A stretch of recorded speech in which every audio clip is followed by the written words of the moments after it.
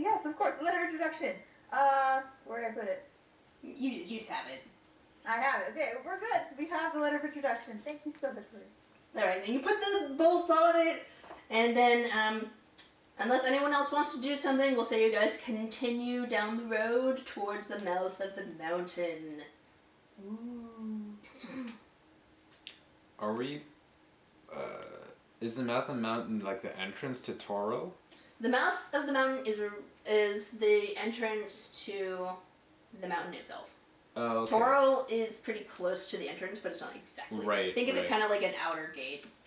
Okay, and as we're traveling, and I would like to do this before we get into the mouth of the mountain. Okay.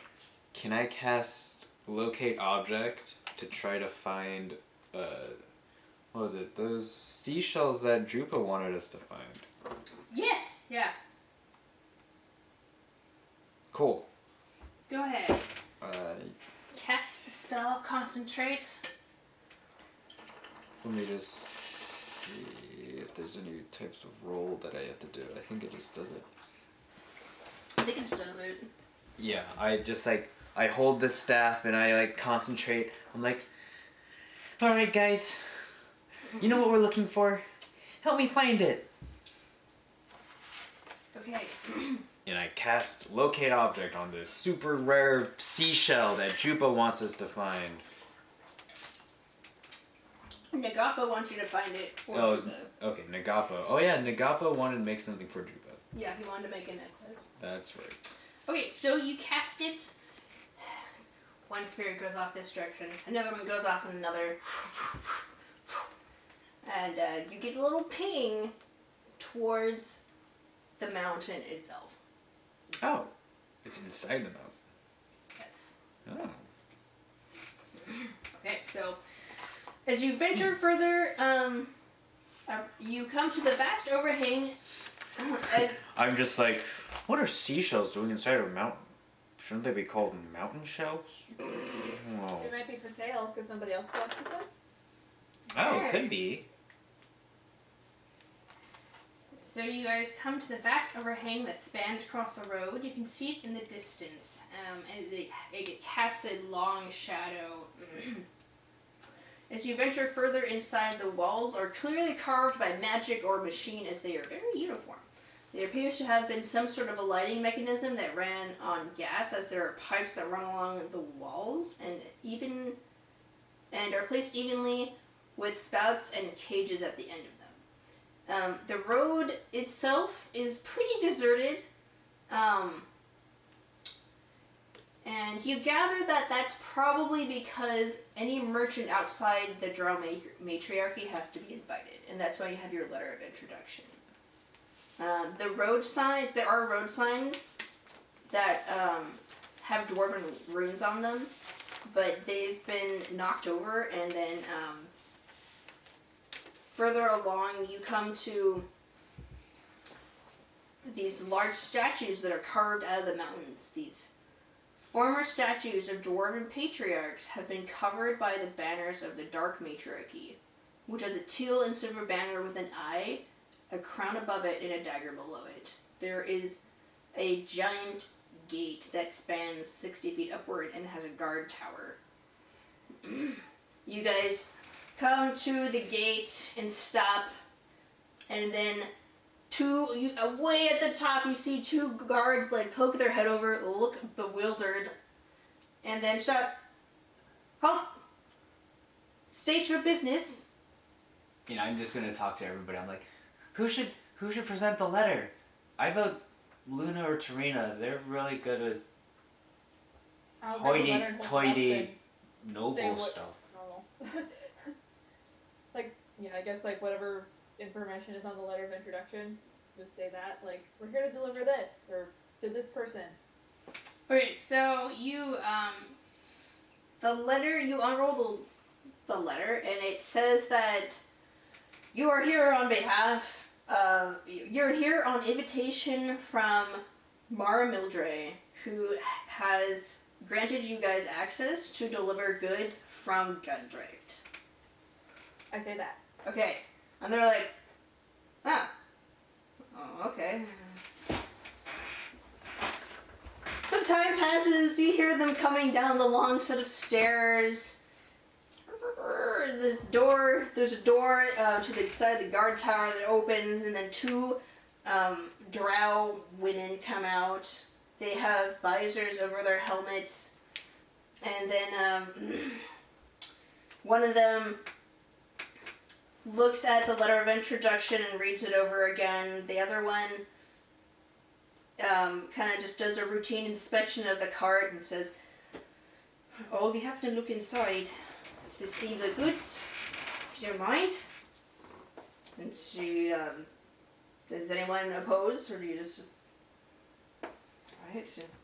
right? I just lift up the flap in the back of the cart, right? Mm-hmm. And I'm just like, see, nothing here. She walks around the back, pulls the canvas back, and then she sees Xenia inside. And, so, were you traveling with, I mean, I understand you guys are all guards for this caravan, but we got a little elven lady with you, which I don't get. And Xenia just pulls down her sleeve and shows basically like her arm, which has 4 black bands going down her arm. Oh. And then the trial guard says, "Right, yeah, she can handle herself. Okay, looks good to me." So, I guess we're gonna open the gates. Do you even know how to open the gate? Never done it before. So, after a few minutes tick by, you hear the clink, clink, clink, clink, clink. The gates open, you guys are allowed passage. You guys head down into the mountain. You enjoy a nice leisurely stroll. The underground roads are dusty, but otherwise maintained.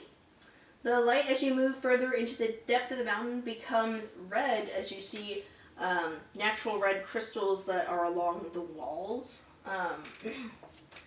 The horses don't like it. They don't like being underground. They're like, their ears are like flicking around everywhere. I'm gonna whisper to the horses and just be like, "No, it's okay. We're safe here. I know we might be weird being underground, but it's perfectly safe here." And You think of it as an adventure. an adventure.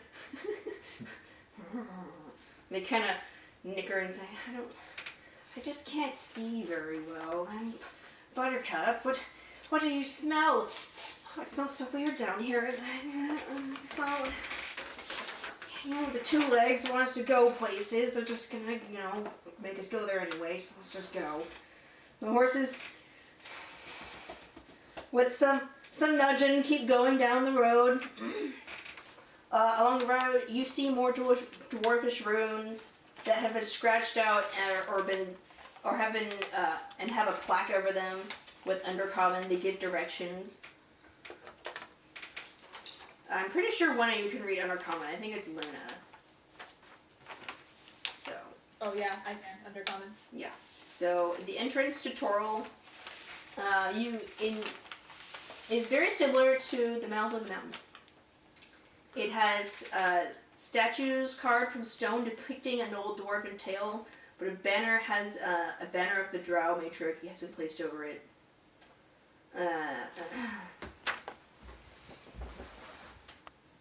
And you guys present your new.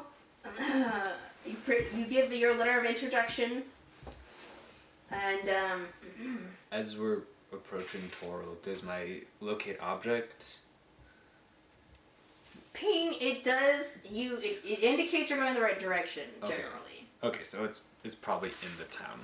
Yeah. Okay. Yeah. Then you get. There's a little bit of a nervous moment because the guards kind of generally inspect the cart out of just curiosity because they don't get visitors. Briark actually sneezes, and they're like, "What was that?" I farted. Right. Okay. I mean, she's green. It's possible. All right. Excuse me. Yeah. Welcome to Toril. Thank you. Okay, so now you guys are in Toril. So yay, you get to level up. We made it! Long Yay. last. We did it. So the internal, there's a natural cavern here, and it's been converted into a city. The walls are carved on every surface.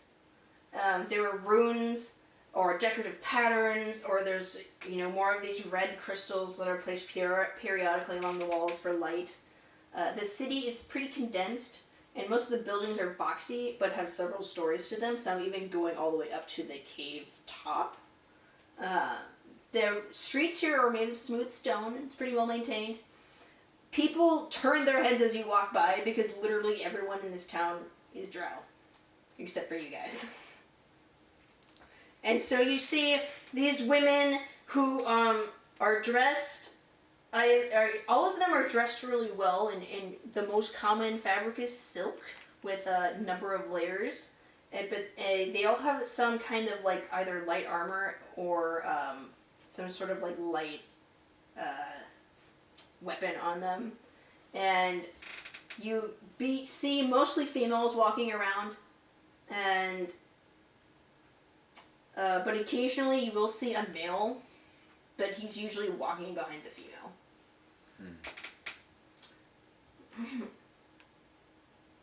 Okay, and you guys are now on the main road. So. Okay, guys, just act confident the whole time. Alright, I puff out my chest and I cross my little tiny elven arms. Bust out my pipe.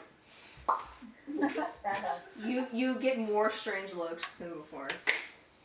Keyanthi kind of puts her hand gently on the pipe and tries to push it down. Maybe Maybe not. use it a better way just for today. Oh, okay. Alright, So, Rioric, where do we have to take you? you should take me to Mara's closet. That's where Madame Mildred is. It's where, I don't know exactly where it is, sorry. You'll have to ask for directions. Let's find a map or something. I'm sure they have something in the mall. Something. Toril map. The directory. Just a big directory. Welcome to Toril. You are here. Food court. I'm... Got the Macy's, but not for long. So yeah, sure. As we're walking around, I'm just gonna go to the first person I see and be like, excuse me, do you know where Mara's closet is? Do they speak common? Everybody speaks common. yeah. So you approach the, there is a drow woman in front of a soap store called Sweet Scents. Ooh. And, she's out front, handing out little soap samples. And, you approach her, it takes her a minute because you're acting in common, and then she's like, common, yes. Yeah, you'll, get on the road, take a left, and then, a right, and it should be about there on the left again. So just left, right, third one on the left. Left, right, cha-cha, real smooth. Cha-cha, real smooth. Alright, so before we leave the soap lady, Keyanthi is looking over at the samples that she has. A little too interested, please. Yes, so there's, the samples are about, the size. They're, in a couple different shapes. There's, a heart and a star, and they're all roughly about an inch cube. And is she looking? Is she approaching? I think she's getting a little closer on accident. She's not meaning to. She's like, oh my gosh, soap. So Yes, soap. I haven't seen this in so long. Well, I would assume I have a sample. Soap. And so she goes over to the person we asked for directions to have the samples, right? yes. And she wants to partake of one. And so she goes and she asks. She only knows common, I think. Mm-hmm. So she wouldn't have the same one. She's like, oh, excuse me. Yes. What kind do you have? I would love to try some. Oh wow, we have lots of different types. We call this. She pulls out a purple one. We call this centric. It's made from orris, neroli, and myrrh. And she pulls another. This is the floral dance. Oak moss, cinnamon, and jasmine. Ooh. Oh my, yes. This one, it's an orange one. Actually, this one's a lighter purple with a little specks of green. This is called Hidden Power. Lavender, lemon, and mint. Totally changed her accent. Fatal Strike. And this one, she pulls out like a black one. This one's called Fatal Strike. Cloves, cologne, and amber tree oil. Oh my goodness, they all sound wonderful. You said one was the flower dance? Did I say that right? Yes. Yes, floral dance. She pulls it Floral out. dance. It's I would pink. love to try that one. It is pink? Okay. It's in the shape of a little flower, and she hands it to you. Oh, heck yes. Adlanna calls over and says, "Give me one of the black ones." I'll say that one more time. Adlanna asks for one of the black ones. Okay. May I have one of the Fatal Strike and then also the floral dance? Yes, yes. As long as you give them to your friends, of course.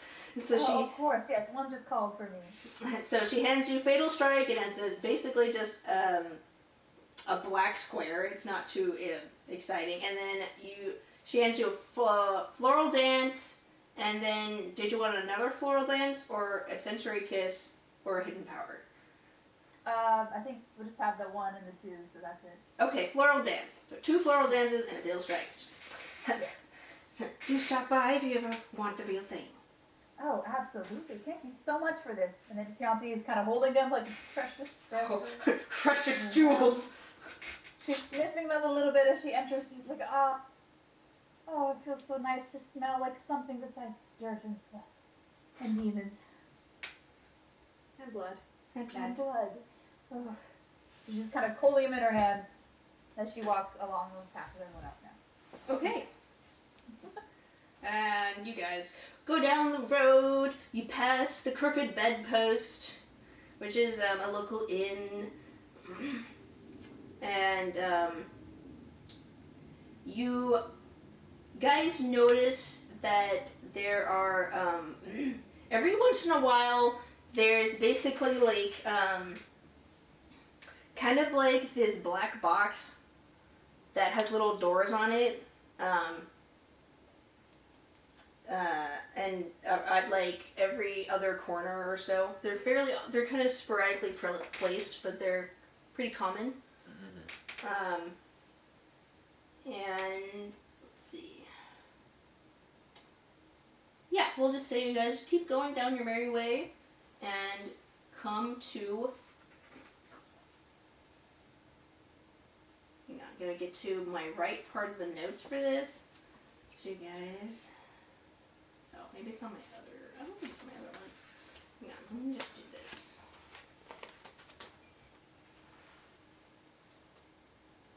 Okay. You guys do the appropriate turns, and come to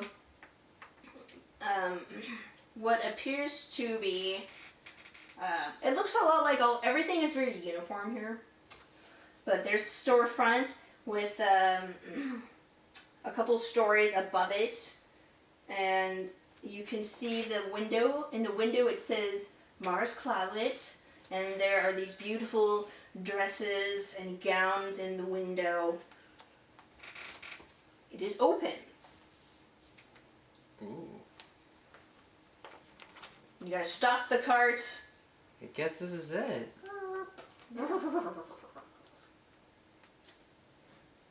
Alright. Yeah, I guess. Yeah, we just go in. Okay. Wait, is it open? Walk right in, I guess.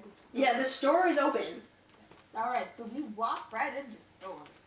Okay, so you walk in and you enter into Mara's closet.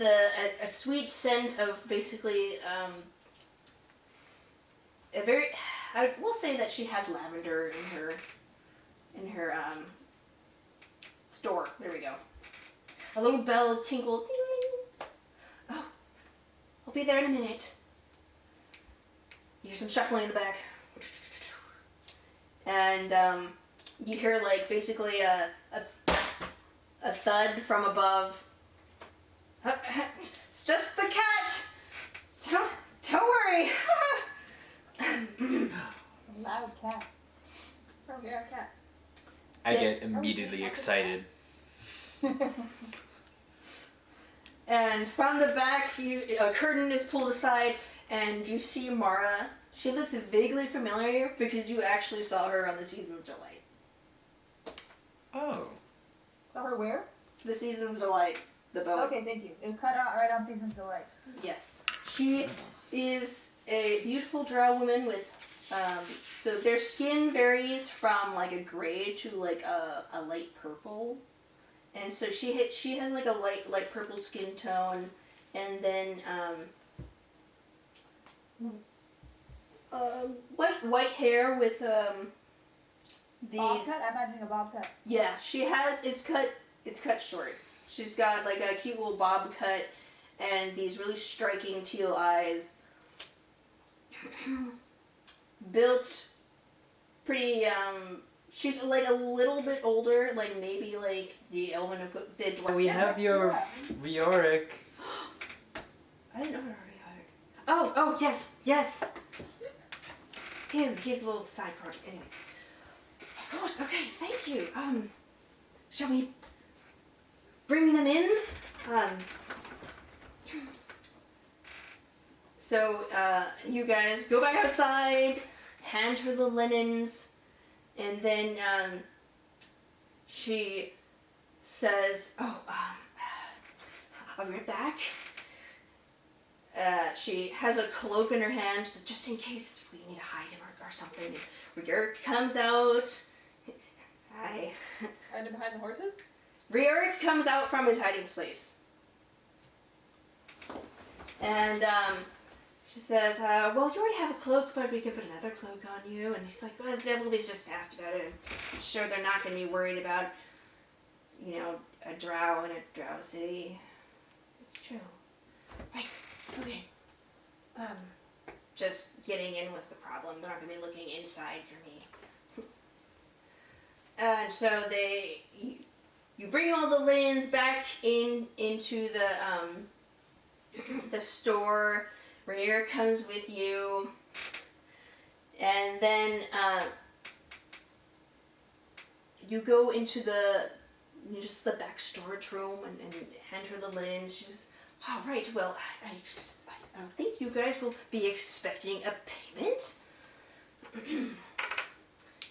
Rhaegar takes out like his bag of the payment for escorting him out, and he puts it on this table. He's like, yep, here's 500 crowns to you guys.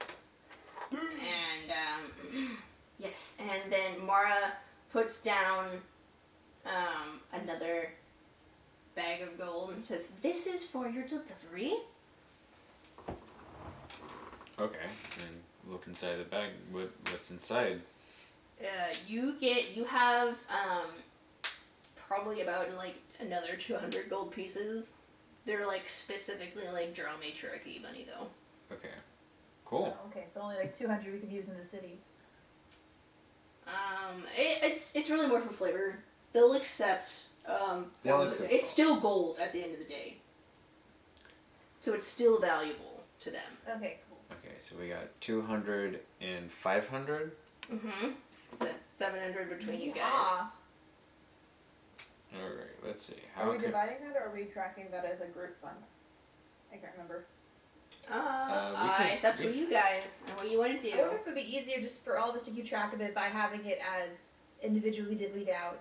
Yeah, we could split it. Yeah, 700 between. 5 ways? 5 ways, that would be 140. 140. There you go, 140 each.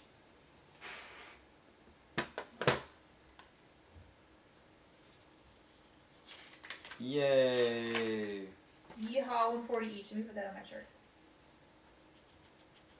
The first update I've made to my chart since for months, it looks like.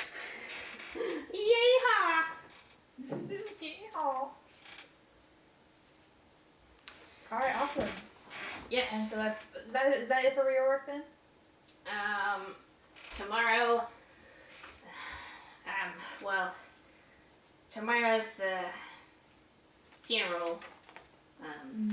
I'd really appreciate it if you guys stuck around in case something bad went down. You want us to come with you at the funeral? Yes, that'd be really nice. Why not? Or even just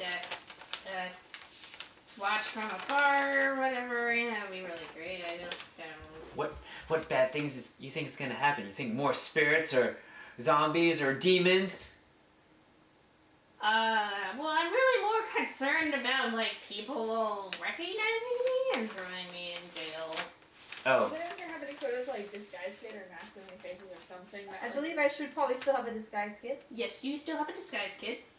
As you guys are discussing, you guys hear another from upstairs. That's a big cat. I'm gonna handle the cat situation. I'm just gonna run upstairs. Oh no! Wait! Don't go upstairs. Don't worry, I've talked to a lot of cats in my day, and I know how to calm them down. I'd walk up all confidently.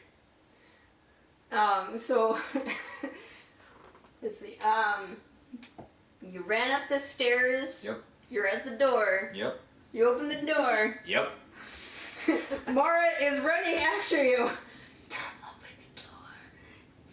It's too late. I already opened it. You open the door. I mean, it's just a cat. Not a cat. Oh. What? I heard cat noises, but I guess it wasn't a cat. Something I look else inside. went on upstairs. What type of cat is it?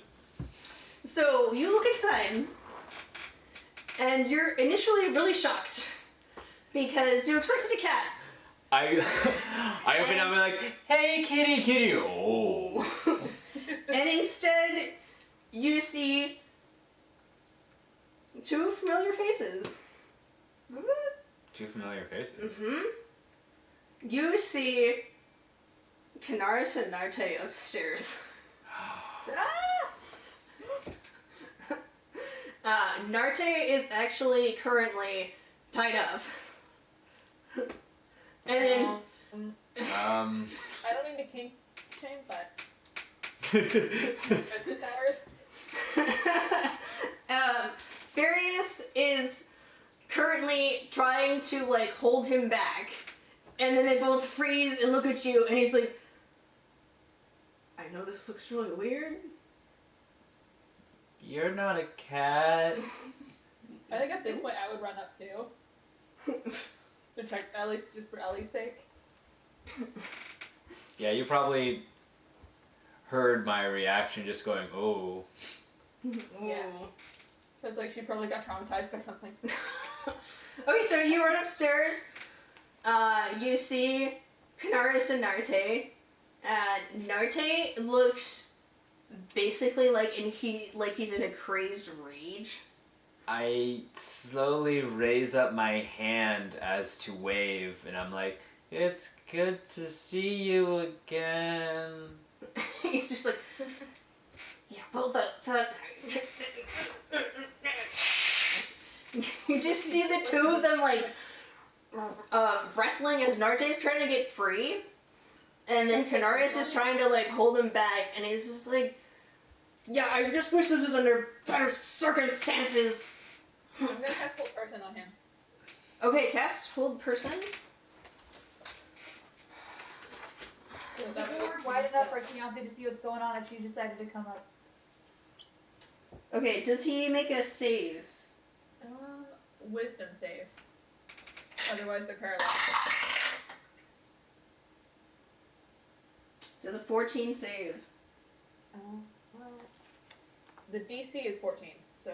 I think that succeeds. That succeeds. Okay, so he holds still. Thank you. I don't know how familiar you are with arcane elves, but... Ooh. This is what happens when we don't get enough blood.